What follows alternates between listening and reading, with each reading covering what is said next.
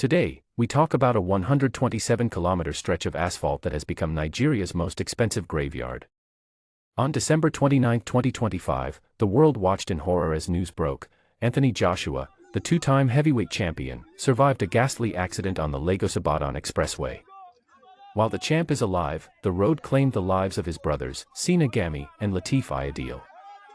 But for many Nigerians, this felt like a dark, familiar dream. A déjà vu of a tragedy that happened 15 years ago.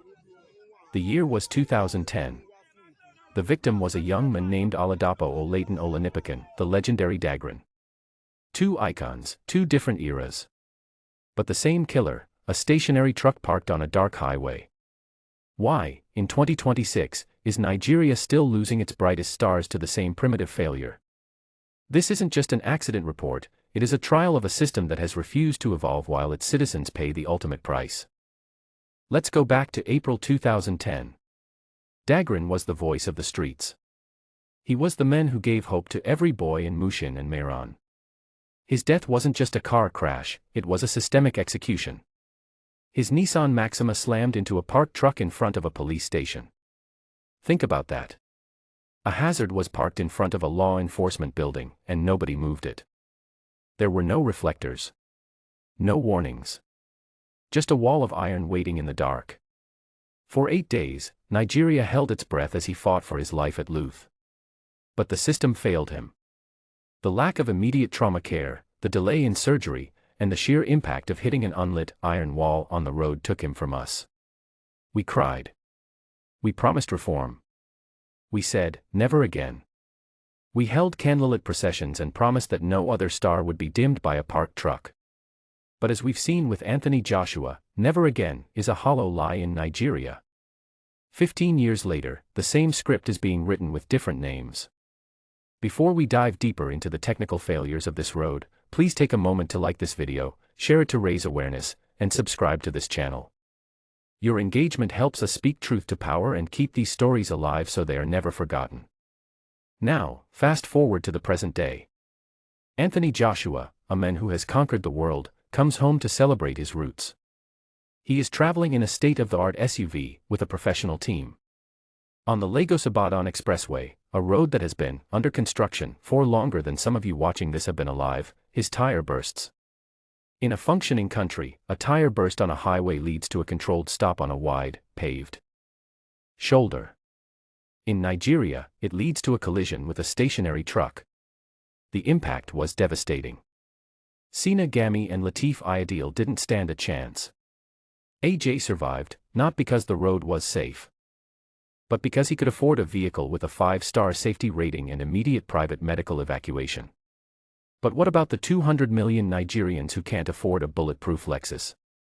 What happens to the family in a Danfo when their tire bursts near a parked tanker? They become a statistic. Let's talk about the money. Since 1999, the Lagos-Ibadan Expressway has swallowed more money than some African countries' entire budgets.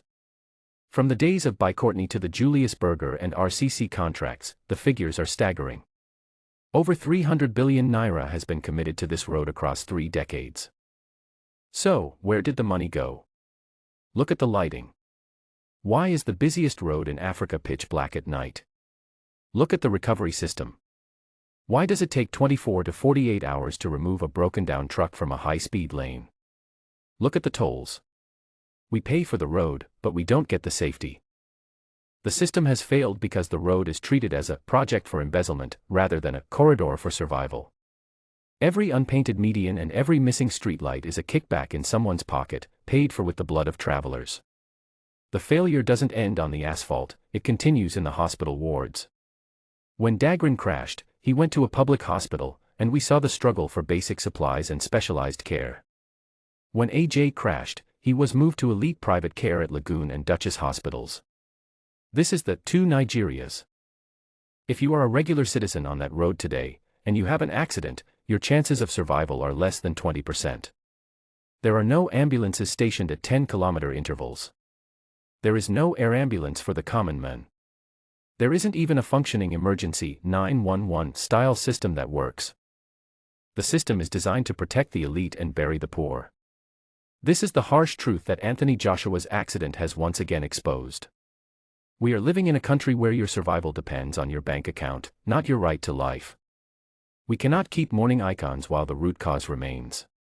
The Federal Road Safety Corps must stop focusing on fire extinguisher expiration dates and start focusing on road clearance.